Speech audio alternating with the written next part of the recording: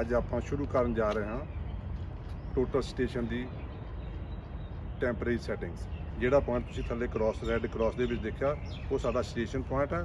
ਉਸ station point ਉੱਤੇ ਜਾ ਕੇ ਮੈਂ ਟਰਾਈਪੋਡ ਨੂੰ ਸੈਟਿੰਗ ਕਰਕੇ ਇੰਸਟਰੂਮੈਂਟ ਨੂੰ ਸੈੱਟ ਕਰਨਾ ਚਾਹੁੰਦਾ।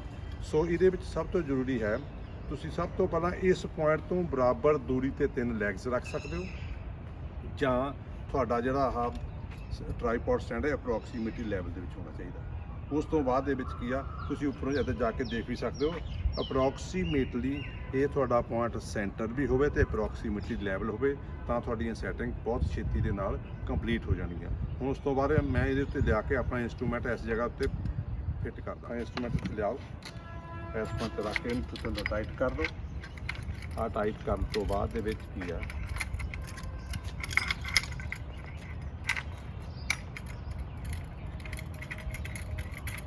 ਤੁਹਾਨੂੰ ਦੂਰੋਂ ਦੇਖਣ ਦੇ ਨਾਲ ਇਹ ਅਪਰੋਕਸੀਮੇਟਲੀ ਲੈਵਲ ਦੇ ਵਿੱਚ ਹੋਵੇ। ਬਾਈ ਚਾਂਸ ਅਪਰੋਕਸੀਮੇਟ ਲੈਵਲ ਦੇ ਵਿੱਚ ਵੀ ਨਹੀਂ ਆ ਤਾਂ ਤੁਸੀਂ ਇਹਨੂੰ ਕਰ ਸਕਦੇ ਹੋ, ਠੀਕ ਆ। ਉਸ ਤੋਂ ਬਾਅਦ ਦੇ ਵਿੱਚ ਸਭ ਤੋਂ ਪਹਿਲਾਂ ਤੁਸੀਂ ਕੀ ਕਰਨਾ, ਜਿਸ ਤਰ੍ਹਾਂ ਲੈਵਲਿੰਗ ਇੰਸਟਰੂਮੈਂਟ ਦੇ ਵਿੱਚ ਜਾਂ ਥੈਡੋਲੇਟ ਦੇ ਵਿੱਚ ਆਪਾਂ ਸੈਟਿੰਗ ਕਰਦੇ ਹਾਂ, ਆਹ ਸਾਡੇ ਕੋਲ 3 ਫੁੱਟ ਸਕਰੂਜ਼ ਨੇ। ਇਹਨਾਂ 3 ਫੁੱਟ ਸਕਰੂਜ਼ ਦੀ ਹੈਲਪ ਦੇ ਨਾਲ ਤੁਸੀਂ ਕੀ ਕਰਨਾ, ਇਹਨੂੰ ਅਪਰੋਕਸੀਮੇਟਲੀ ਲੈਵਲ ਦੇ ਵਿੱਚ ਕਰ ਸਕਦੇ ਹੋ।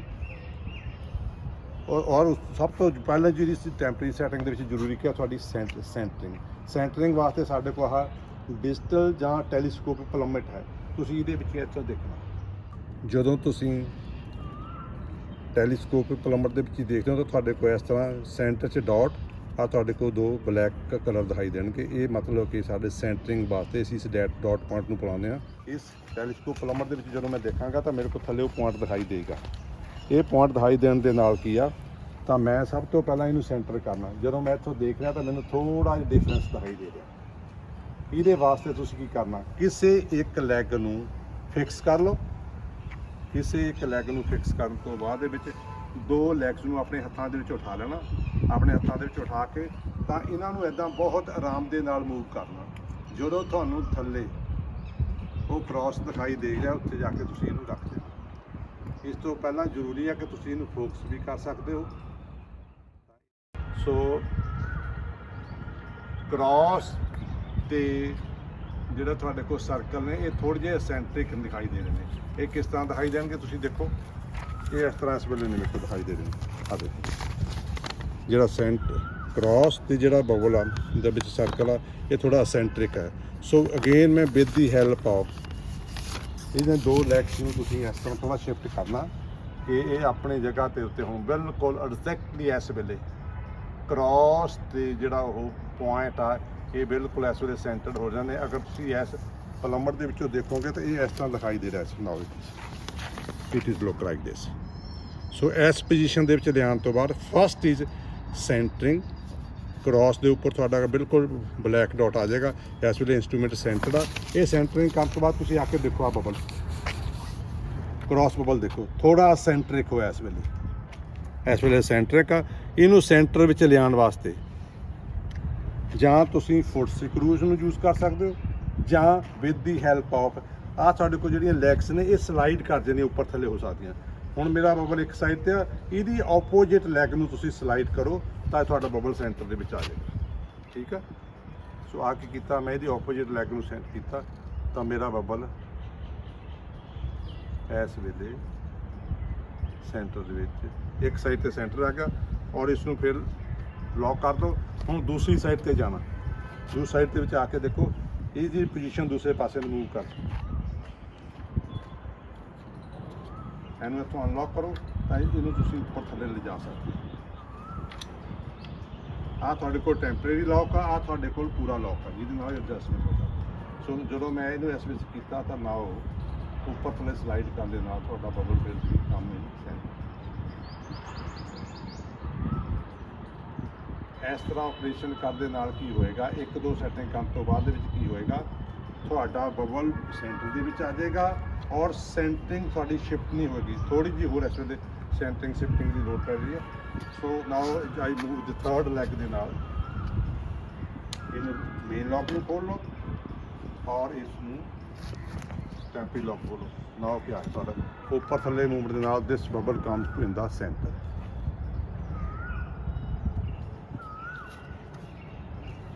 ਇੱਕ ਦੋ ਹੋਰ ਮੂਵਮੈਂਟ ਕਰਨ ਤੋਂ ਬਾਅਦ ਦੇ ਵਿੱਚ ਕੀ ਆ, ਸੈਂਟਰਿੰਗ ਸ਼ਿਫਟ ਨਹੀਂ ਹੋਏਗੀ।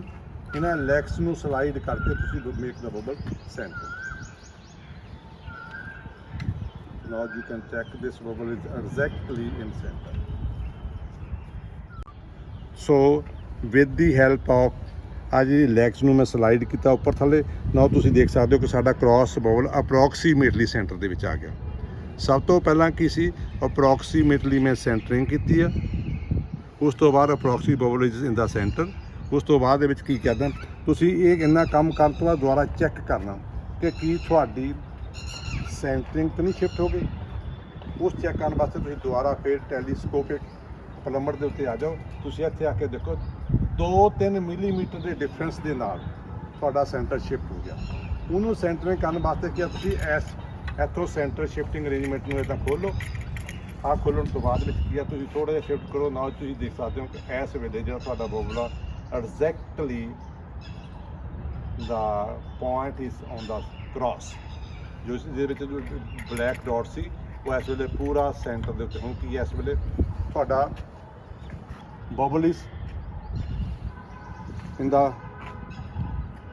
ਸਰਕਲ ਐਂਡ ਤੁਹਾਡਾ ਜਿਹੜਾ ਇਸ ਤਰ੍ਹਾਂ ਸੀ ਆ ਬਿਲਕੁਲ ਤੁਹਾਡਾ ਸੈਂਟਰ ਪੁਆਇੰਟ ਵੀ ਉਹਨੂੰ ਪੁਆਇੰਟ ਸਾਈਡ ਕਰ ਰਿਹਾ। ਇਹ ਚੀਜ਼ ਇਨ ਦਿਸ ਪੋਜੀਸ਼ਨ, ਇਸ ਵੇਲੇ ਦੋਨੋਂ ਪੋਜੀਸ਼ਨ ਨੇ। ਆ ਤੁਹਾਡਾ ਕੀ ਆ, ਜਿਹੜਾ ਸੈਂਟਰ ਵੀ ਐਗਜ਼ੈਕਟਲੀ ਡਾਟ ਹੀ ਦੇ ਉੱਪਰ ਹੈਗਾ ਤੇ ਤੁਹਾਡੇ ਕੋਲ ਬਬਲ ਵੀ ਸੈਂਟਰ ਦੇ ਵਿੱਚ ਹੈ। ਉਸ ਤੋਂ ਬਾਅਦ we will start the next operation.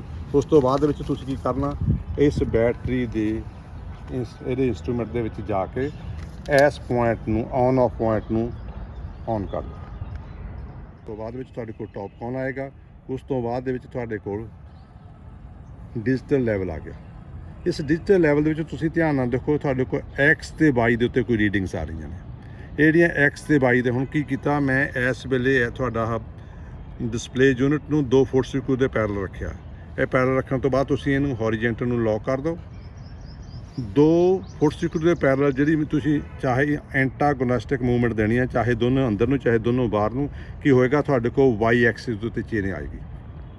ਠੀਕ ਆ, ਇਹ ਤੁਸੀਂ ਦੇਖੋ ਮੈਂ ਇਸ ਵੇਲੇ ਕਰ ਰਿਹਾ ਤਾਂ ਇਸ ਸਾਈਡ ਨੂੰ ਮੇਰੀਆਂ ਕੀ ਰੀਡਿੰਗਸ ਵੱਧ ਰਹੀਆਂ ਨੇ। ਹੁਣ ਦੂਜੀ ਸਾਈਡ ਬਾਹਰ ਨੂੰ ਨਿਕਾਲਤੇ ਆ ਮੇਰੇ ਕੋਲ Y ਐਕਸਿਸ ਦੇ ਉੱਤੇ ਰੀਡਿੰਗ ਜਿਹੜੀਆਂ ਨੇ ਘੱਟ ਹੁੰਦੀਆਂ ਜਾ ਰਹੀਆਂ। ਦੇਖੋ 2 minute 42 32 like this.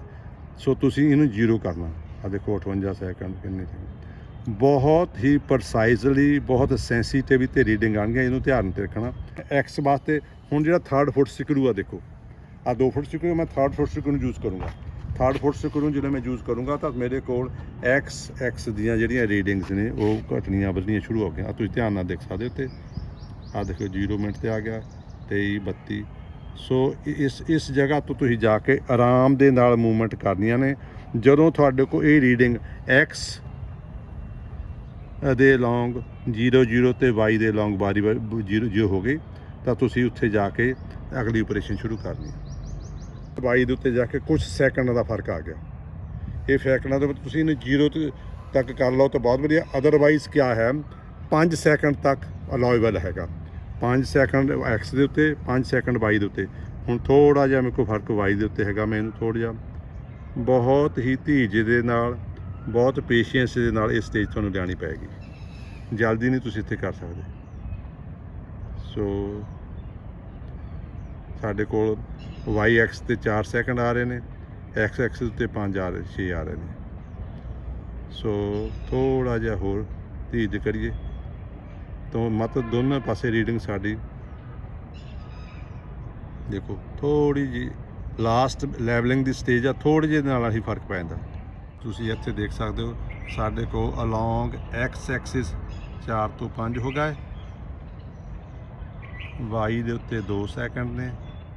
Along 1 2 3 second ਛੱਡਣ ਤੋਂ ਬਾਅਦ ਦੇ ਵਿੱਚ ਕੀ ਆ Y ਦੇ ਉੱਤੇ ਮੇਰੇ ਕੋਲ 1 ਸੈਕਿੰਡ ਆ ਰਿਹਾ, X ਦੇ ਉੱਤੇ 4 5 ਦੀ ਵੇਰੀਏਸ਼ਨ ਹੋ ਗਈ।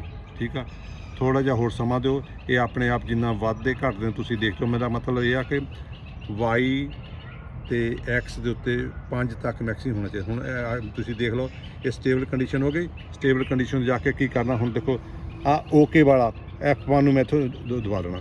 ਇਹ ਤੋਂ ਬਾਅਦ ਤੁਸੀਂ ਇਹਨੂੰ ਓਕੇ ਕਰ ਦੇਣਾ। ਠੀਕ ਆ, ਓਕੇ ਕਰਨ ਤੋਂ ਬਾਅਦ ਸਾਡੇ ਕੋਲ ਨੈਕਸਟ ਆਪਰੇਸ਼ਨ ਜਿਹੜੀਆਂ ਆਪਾਂ ਸ਼ੁਰੂ ਕਰਨੇ ਆ now this instrument is ready to work. Centring complete ਕਰ ਲਈ, ਲੈਵਲਿੰਗ ਮੈਨੂਅਲ ਕੰਪਲੀਟ ਕਰ ਲਈ, ਉਹ ਤੋਂ ਬਾਅਦ ਤੁਹਾਡੇ ਇਲੈਕਟ੍ਰੋਨਿਕ ਲੈਵਲ ਦੇ ਉੱਤੇ ਡਿਜੀਟਲ ਲੈਵਲ ਤੇ ਇਹਨੂੰ ਕੰਪਲੀਟ ਕਰ ਲਿਆ। ਜਦੋਂ ਮੇਰੇ ਕੋਲ X ਤੇ Y ਦੋਨੋਂ ਹੀ ਜਿਹੜੇ ਨੇ 5 ਸੈਕਿੰਡ ਤੋਂ ਘੱਟ ਉੱਤੇ ਜਾ ਕੇ ਮੈਂ ਥੋੜਾ ਸਮਾਂ ਦੇਣ ਤੋਂ ਬਾਅਦ F1 ਨੂੰ ਓਕੇ ਕਰਕੇ ਸੋ ਅਗਲੀਆਂ ਮੇਰੀਆਂ ਆਪਰੇਸ਼ਨ ਸ਼ੁਰੂ ਹੋ ਜਾਂਦੀਆਂ ਨੇ। So these are the temporary setting. ਹਰ ਇੱਕ ਸੈਟਿੰਗ ਉੱਤੇ ਜਾ ਕੇ ਅਸੀਂ ਇੰਨੀਆਂ ਸੈਟਿੰਗ ਕਰਨੀਆਂ ਹੁੰਦੀਆਂ ਨੇ, ਜਿਹਦੇ ਵਿੱਚ ਸੈਂਟਰਿੰਗ, ਲੈਵਲਿੰਗ, ਉਸ ਤੋਂ ਬਾਅਦ ਕੀ ਆ ਫੋਕਸਿੰਗ ਐਂਡ ਰਿਮੂਵਿੰਗ ਦਾ ਪੈਰਲੈਕਸ ਜੋ ਆ ਤੁਹਾਡਾ ਇਹ ਸਿਸਟਮ ਸੇਮ ਹੀ ਹੈ ਜਿੱਦਾਂ ਆਪਾਂ ਬਾਕੀ ਲੈਵਲਿੰਗ ਇੰਸਟਰੂਮੈਂਟ ਦੇ ਵਿੱਚ ਕਰਦੇ ਹਾਂ ਜਾਂ ਆਪਾਂ ਥਰਡਲਾਈਟ ਦੇ ਵਿੱਚ ਕਰਦੇ ਹਾਂ। ਸੋ ਦਿਸ ਕੰਪਲੀਟਸ ਦਾ temporary settings of total station